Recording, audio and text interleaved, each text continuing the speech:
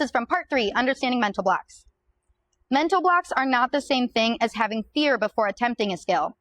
Fear is a healthy and unavoidable part of tumbling. However, mental blocks are characterized by the additional overwhelming anxiety that triggers the fight, flight, or freeze response in the body. A mental block is a brain's survival instinct kicking in, neurologically prohibiting an athlete from attempting a skill. How many times have you heard an athlete with a mental block say, "I want to do it, but my body just won't go"? That's because the body has quite literally paralyzed itself from anxiety. The brain picks up on the fear and anxiety and signals a danger alert to the body, essentially overriding the athlete's decision to go for the skill. It's the same reflex as pulling your hand away from a hot surface. Your unconscious mind senses the danger and contracts your muscles before you consciously even realize you're touching something hot. Despite the fact that mental blocks do not reside in the conscious brain, many parents and coaches use tactics like degradation and punishment. None of these tactics work, and they have profoundly harmful impacts on the athlete's conscious and unconscious mind. To continue with the metaphor I previously mentioned, let's say someone you love bribes you with a new iPhone. You can have it if you rewire your brain so that for the rest of your life, you decide to touch every 155-degree surface for 3 seconds, about the length it takes to set up, go for, and finish a skill or pass.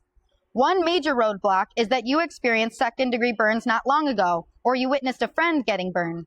Would you be able to do it? What if that person that you love so much tells you that you are wasting their time and money, that you're just lazy, or that you just don't want that iPhone enough? Would that help you rewire your brain to do it? Probably not. The process of overcoming a mental block requires a tremendous amount of patience, self-reflection, and support.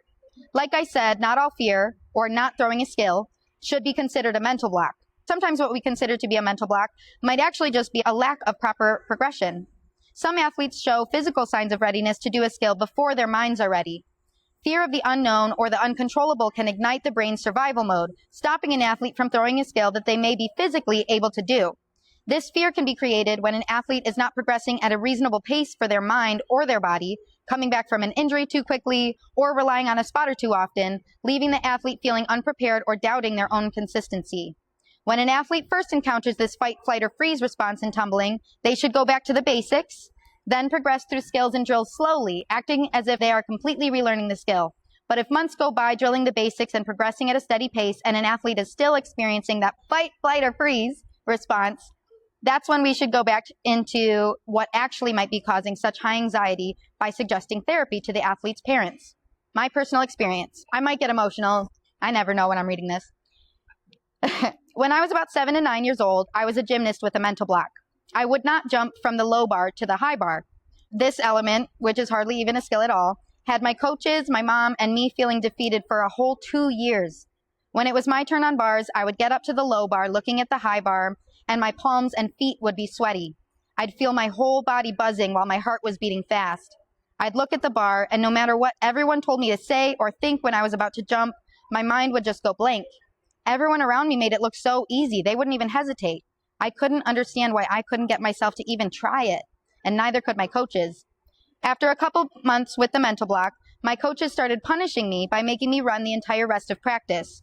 Practices were 4 hours, so that meant if our first event of the day was bars, I would be running in circles around the floor for about 3.5 hours. My feet hurt, I pinched nerves, I developed tendinitis in my Achilles, and after about a year, I developed arthritis. I was humiliated, and I missed my friends. I would spend the entire time running around feeling frustrated at myself, asking what was wrong with me. I thought that my coaches were making me run because they were mad at me, or they had given up on me, and I'd hype myself up to try to make them proud the next day. I worried about what my mom would say when I would get back in the car, knowing I just wasted her money, the little that we had, by ruining my own opportunity to be trained. I would get in the car, and my mom would ask me questions to try to understand how to help me, but even talking about it, I would freeze. In school, I would count down the minutes until practice when I would have to see that high bar again. I would visualize myself finally jumping to the high bar instead of paying attention to the teacher. The whole hour-long drive to practice the next day, I would silently look out the window up at the sky and pray for the courage to finally jump to the high bar, and then the cycle would repeat. At competitions, I would typically jump down from the low bar and take the deduction for falling. My coach would lift me up to the high bar, where I kicked from a dead hang and resumed the routine. I would still score 8.5s on bars and place in the top 3 of my age group all around, so to my coaches, that wasn't teaching me anything. Chicago style was one of my first meets that my mom and I had to travel for, and yes, I prayed for courage most of the entire 4-hour drive. It was exciting to stay in a hotel room and get a fancy new leotard from the meet. However, without warning, my coaches decided to not pick me up to the high bar so I could finish my routine this time. Instead, they made me stand there while the judges took 15 minutes to calculate just my score. They had to pull out the rule books because when a routine isn't finished, every possible deduction had to be deducted from every skill in the routine that I hadn't demonstrated, or at least that's what my coaches told me. My team went on to warm up for the next event, and I was left standing there alone, waiting for my score.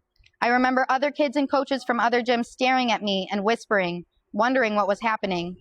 Finally, they flipped the scorecards and revealed my score for everyone in the whole facility to see, a 1.4 out of 10. I was devastated and I was humiliated. My mom spent so much money on that trip, and I felt guilty that I had let everyone down. I felt the lowest I had in my entire life up until that point, at that moment. Of course, I got back to the gym and I held more resentment towards that skill than I ever had before. But at this point, I had a doctor's note that said I could no longer run, so they decided it was time for a new punishment. They told me if I wanted to act like a baby, they would put me with the babies. I, as a 9-year-old level 5 gymnast at this point, was moved to work with the 5 and 6-year-old preteen level 1s and 2s. I didn't think anything could be more humiliating than running circles for the whole gym to see, but that was definitely the cherry on top. My mom tried everything to help me. She was a gymnastics coach for a different program, so she would take me when the gym was empty to try jumping off a block instead, starting close and gradually moving it backwards. But when it was just about the distance as the low bar, I froze up again.